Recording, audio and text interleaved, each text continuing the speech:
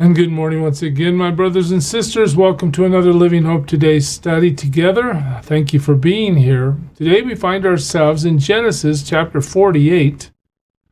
And it's kind of interesting, right? Joseph has saved his whole family through the hardship that he endured. He was sold into slavery. He went to Egypt against his will. He was falsely accused of sexually assaulting Potiphar's wife. He was imprisoned for years, but God found a way through the dream of Pharaoh to bring Joseph to the second highest position in all of Egypt.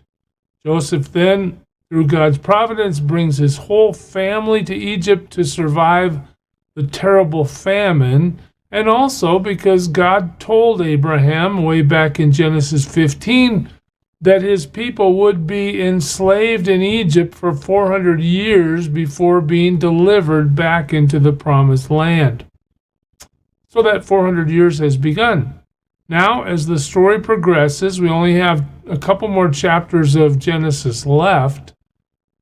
Jacob, Joseph's father, has been reunited with Joseph, and now Jacob is going through his last days on the planet. Let's look at it together.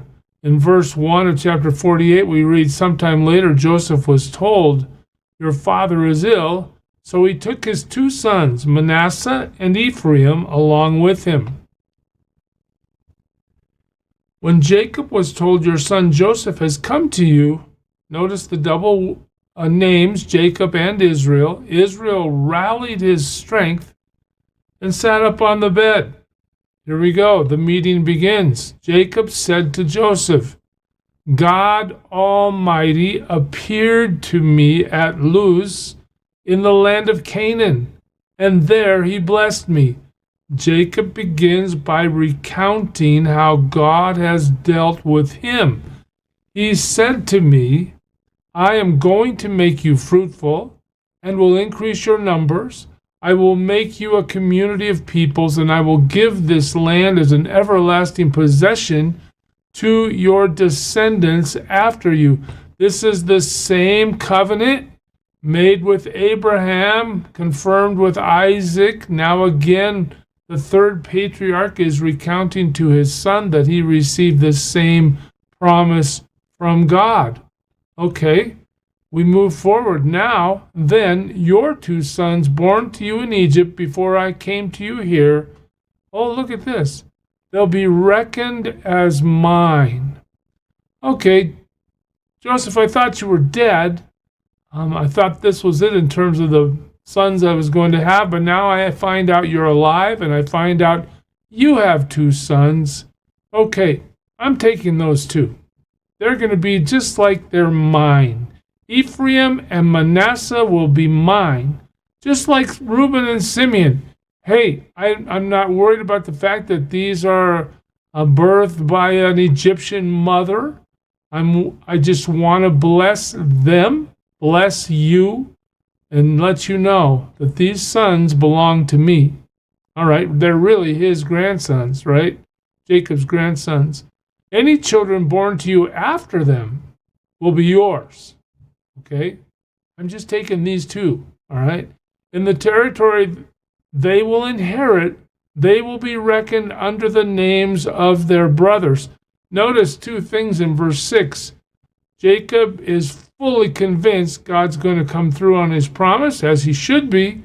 And what's he saying? They're going to inherit, along with the 12 tribes of Israel, they're going to be two of those tribes. They're going to be inheriting under the names of their brothers, just as if they were of the same father, because I have made them mine. So we see sort of an elderly adoption right here as Jacob takes Ephraim and Manasseh for himself. Okay, how does the story proceed? "As I was returning to Padan, to my sorrow," as I was returning from Padan, this is when Jacob is coming from Laban up in Haran, it was called. Do you remember? Okay, he was returning from there. "To my sorrow, Rachel," this is the woman that Jacob preferred, he loved the most. This is Joseph's mother. Okay? To my sorrow, Rachel died in the land of Canaan while we were still on the way, a little distance from Ephrath. So I buried her there beside the road to Ephrath, that is Bethlehem. The text wants to tie up this loose end for Joseph. Joseph, here's what happened to your mother. All right, she has passed away. She's buried by Bethlehem. Doesn't really give us much commentary about that, but it does tell us. When Israel saw the sons of Joseph, he asked, who are these? Again, we see Joseph's aged. He's trying to sit up in his bed in his elderly pain. Well, they are the sons God has given me, Joseph said to his father. And then Israel says, what? Bring them to me so I may bless them. Now, Israel's eyes were failing because of old age, and he could hardly see. So Joseph brought his sons close to him, and his father kissed them and embraced them. Now, you remember, I can't help but flashing back to when Jacob was blessed by his father Esau. One of the dynamics as Jacob was deceiving his father and taking Esau's firstborn birthright away from him, one of the dynamics in that was that Isaac was really old. Isaac could hardly see. Remember, his mother disguised Jacob with furry hands so that Isaac would think it was really Esau. Well, again, now here we go. Chapter 48, we see this same kind of thing happening. All right? But this time, instead of stealing a birthright, something else happens. So we see that Israel's eyes are bad, and he's ready to bless Joseph's two sons, Israel, Jacob's grandsons. Israel said to Joseph, I never expected to see your face again. And now God has allowed me to see your children too. He recounts the faithfulness of God as he prepares to die. Then Joseph removed them from Israel's knees and bowed with his face to the ground. It's time for the blessing. Here we go. And Joseph took both of them. Notice how specific this is. Ephraim on his right toward Israel's left hand, and Manasseh on his left toward Israel's right hand, and he brought them close to him. Now, why so much emphasis on left and right and where these two boys are positioned? It was tradition in Jewish custom that the right hand would be the hand to bless the firstborn. That when the right hand was placed, that child was the one for the primary full blessing, and the other was blessed as a second son. Okay? That's what's getting set up here in verse 13. But Israel reached out his right hand, and he put it on Ephraim's head, though he was the younger. And crossing his arms, look at this, he's going like this as he blesses the sons. And crossing his arms, he put his left hand on Manasseh's head, even though Manasseh was the firstborn. So we see that somehow God has led Israel, Jacob, to modify the traditional blessing. Instead of blessing Manasseh as the firstborn, he's going to bless Ephraim as the firstborn, and that's indicated by the fact that he put his right hand on Ephraim's head. Then he blessed Joseph. May the God before whom my fathers, Abraham and Isaac, walked, the God who has been my shepherd all my life to this day, the angel who has delivered me from all harm, may he bless these boys. May they be called by my name and the names of my fathers, Abraham and Isaac. And here comes, may they increase greatly upon the earth. Again, we have lost this custom in modern America, at least for the most part, where the father feels obligated before God to place blessings on his sons in order of birth. Well, these were binding blessings, and these lasted all the way through time.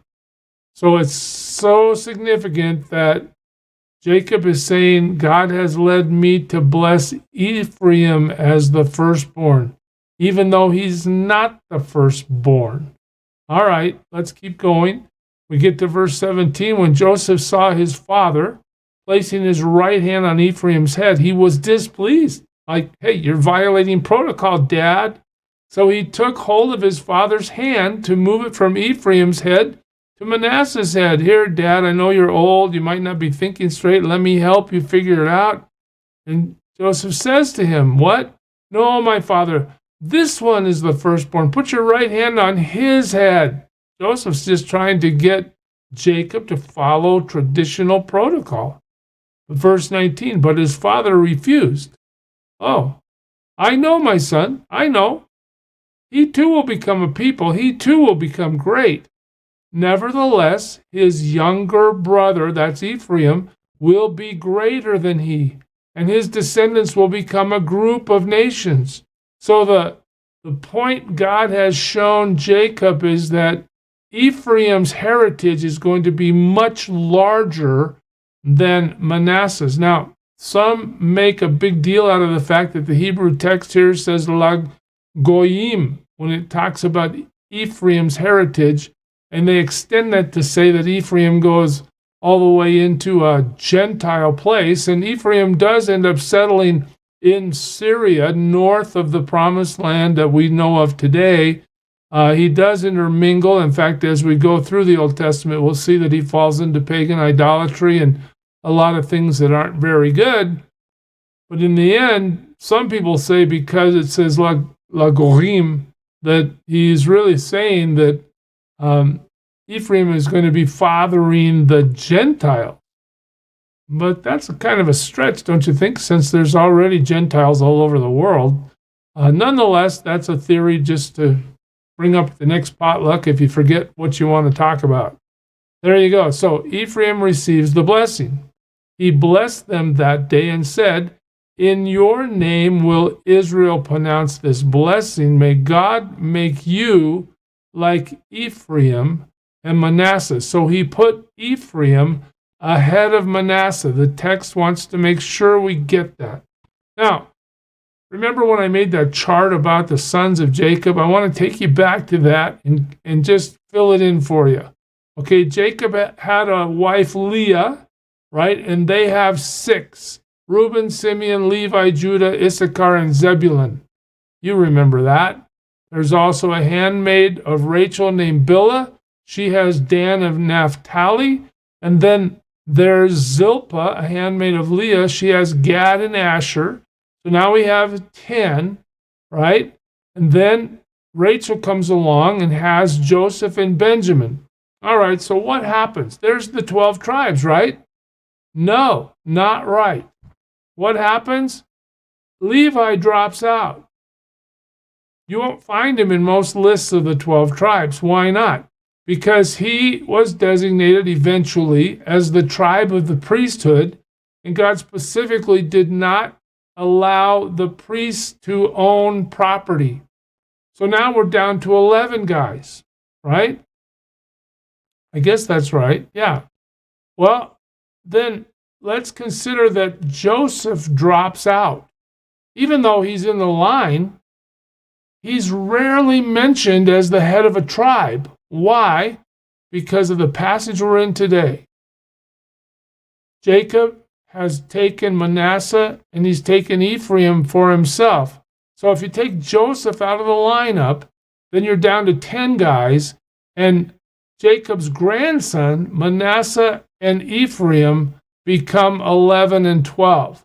So when you think about the inheritance of the 12 tribes as we move forward in the Old Testament, remember that Manasseh and Ephraim aren't fathered by Jacob directly. They are his grandsons.